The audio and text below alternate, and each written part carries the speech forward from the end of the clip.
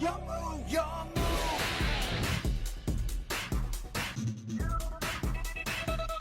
What's up guys, it's Rogue here, coming at you with another amazing deck profile on the channel. For today we got you with Mark again.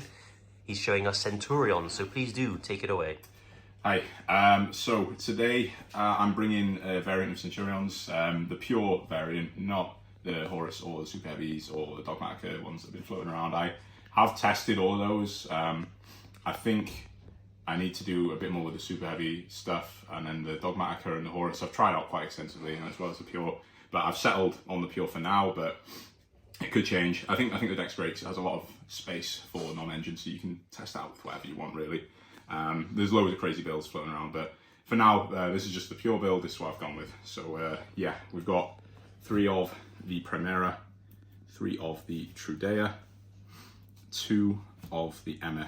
So this ratio here, the 3-2-3 or 3-3-2, whatever, this for pure I think is standard. I think it's mandatory if anything, because you only have the 1 level 8 in the MF, and obviously the Trudea can modulate, but you need 2 MF, because if you open an MF and you only have the 1, then you can't do your combo. So yeah, 2 MF in pure, 3 Trudea, 3 Primera. I think that is standard. And for the spells, the Centurion spells, 3 of the field spell, 3 of the Emblema, and 1 of the bonds. And then also, as a sort of 4th copy of the field spell, we have the terraforming. And then I also have for traps, Centurion trap, the phalanx. Bonds and phalanx, I think they go in main. Phalanx is really good. Like, you can float your big boss monster in and out to get its effect a few times over with the phalanx. Bonds is good. You can chain block the draw if you synchro summon, if it's engraved. And then also the initial effect helps you play around a few different things. Like, you can chain bonds to something that would destroy one of your biggest Centurions to put like a Primera in Spell Trap Zone, stuff like that. It's good. It's a good card. I think they both belong in main. It's also the best search bonds for the follow-up with the Primera once you summon it on your opponent's turn. The field spell's cracked, lets you synchro on your opponent's turn. You kind of need it to do the, well, you definitely need it to do the Calamity Lock. It's protected as long as you have a Centurion monster card as well. So even Centurion monsters in Spell Trap Zone, they count as monster cards, even though they're continuous traps. So yeah, it's got destruction protection, but obviously it can still be banished and things like that. But that destruction protection is nice. And the Emblema, not a Centurion card as such. It's not searchable because it doesn't have the word Centurion on it, but it is absolutely cracked. It's your best 1-card starter, really. I tend to like, with the Emblema, I like to set the field spell and then go from there. But I mean, it's a really good card, Emblema. I wish it was searchable, but it's not. But that's fine. We have, for the non-engine stuff, because you have so much space for non-engine, triple Imperm, triple Droll, triple Ash, triple Veiler, double of the Nib, triple Fenrir, and then for the non-engine spells here, we have triple Book and triple Crossout. So there's a lot to explain here. Obviously, Ash, Veiler, Imperm, Nib, Droll, they're all just really strong hand traps. They're all really good.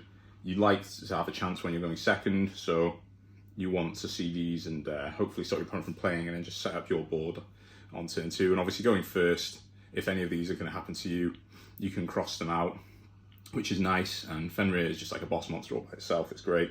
And with the Fenrir, you do play into Nib. Your 5th summon will be your Legatia then, but obviously you can cross it out, and it's not always that you're going to see the Fenrirs, so you're not always playing into Nib. But if you are, crossouts there for the extra insurance. Books, great going first and second as well. Go second, obviously you can just blank Omnis. You can use it just to trade really well for certain monsters. But going first, you can insulate your plays even further alongside the crossout. You can, if there's a targeting effect, like a lot of the time, it'd be like an Imperm on a Trudea, or a Veiler on Trudea, you just chain the Book, and then the Book Trudea will still resolve fully and place itself in Spell Trap Zone along with another Centurion from deck. So yeah, the Book's great, go first and go second, so I like it in this build. That is it for the main deck. Onto the side, let's move all these out of the way. We have the other Nib, just for the matchups where Nib is good. When you're going second, things like that, side in that extra copy of Nib. Triple DD Crow, more matchup specific, things like Fire Kings don't like it. I think it's good into Pearly as well, so you know it's important to give yourself a chance against Pearly because I think this deck does struggle with that a bit. So yeah, the triple Crow is good there. Also, it's a good cross-out target because Crow's good against you as well. If you've got your Primera in the graveyard and your Legatia is going to place it, and they'll try and Crow it, and then you've got cross-out, you can then cross-out. I feel like Crow is a side deck thing going into game 2 and 3. It's cross-out target and it's also matchup specific, a good card to have as well. You know, triple Super Poly. Super Poly goes second, absolutely busted. Obviously, once you know what you're up against, you know if your Super Poly targets are going to work, and yeah, this card can really put in some work and help you clear a board and play. Triple back row hate here, Harpies, Feather Duster, double Lightning Storm, and then also even more back row hate, the triple Cosmics. Cosmic absolutely cracked in a lot of matchups. In the Fire Kings match, you can banish their field spell. It'll still proc and blow up their board, but it can't be protected by the continuous spell, so that can go against them. And also just good into like things like Runic and stuff like that as well. And also again, cross-out target, because they're going to be trying to use it on your Centurion monsters when they're continuous traps. So good to have once the post side comes in, and it's good cross-out target then. And then I have one of the counter trap. This counter trap, probably not good enough for main, but when you're going first, it just helps insulate your Calamity Lock or you're floating into the Quasar Dragon. Really good, love the counter trap, but probably not enough to put in main. And then the last card is just a time card. Couldn't quite find a space for it in the extra deck, but I put it in the side. I don't really like siding extra deck cards, but for this I kind of had to. Just the Cowboy. Yeah, you can make it with the Primera and the Trudea through your 1-card combo line, and helps you win in time. Onto the extra deck, we have 2 of the Legatia, and then the Calamity Lock and the floating Blazar through the Crimson Dragon. Cosmic Blazar is nuts. It's like SP Little Knight on steroids. It just floats every single turn. You get back your Omni Negate or the Salt and Judgment Summon Negate type effect, or the Battle Phase skip even. And it's also not actually once per turn. It just, when it banishes itself, it doesn't come back till end phase. So if it comes back in the end phase and your opponent's trying to do stuff in the end phase, you can then negate, and then it comes back again. So you get a lot of value off of it. But yeah, it's just absolutely crazy. Plus it's 4K, so it's quite a big body to get over. It's a good card to have. The main boss monster, Legatia, as well. Legatia is crazy. You can float it with the trap, like I mentioned before, so you get the draw and the pop whenever it's special summoned, not synchro summoned. So you can res it a few times over, twice with the trap, and then yeah, obviously synchro summoning it as well on your opponent's turn is great. You get that pop and you get that draw one. The card advantage is nice because once you start drawing, you're probably seeing more hand traps too because of how many we play. Also run this guy, Chaos Archfiend. He's he gets pretty huge. He starts out 2/5, but when a card has been banished that turn, he gains 2k. So you can trigger it yourself. You have lots of cards that banish themselves. You can cross out things, or your spells or traps can banish from the graveyard for different reasons. Yeah, he goes up to 4/5, and then he can go bigger again from that if he stays on the board a bit. But if he does get outed by an opponent's card, not a card effect, just a card, so any way for him to be removed from the field, he will float into the Chaos Angel. Again, Chaos Angel gets the banish on the special summon of it, and it's just good. It's a big body as well at 3/5. It's a good card to have out. And then we have the Super Poly targets, Mud Dragon Garura. I'd like to fit more in, like maybe like the Guilty Gearfried or Draco Aquist or whatever, but just didn't have the space in the extra decks, so those are the 2 we've gone for, because they kind of catch the most matchups. We have Artemis and SP. This is great. This is just your normal line, your Primera, your Trudea can go the Primera into the Artemis and then into the SP with the Trudea there, and you get the full effects of the SP. SP is a nice body to have on field because of your big synchro monster, Legatia, protects it from being run over by battle.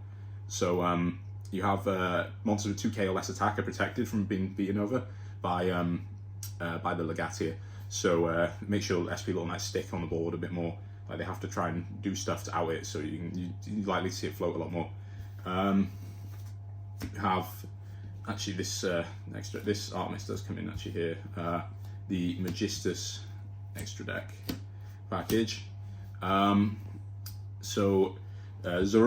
the Magistus, can fly in Calamity. When he's synchro summoned, you get to equip one of these from the extra deck to him.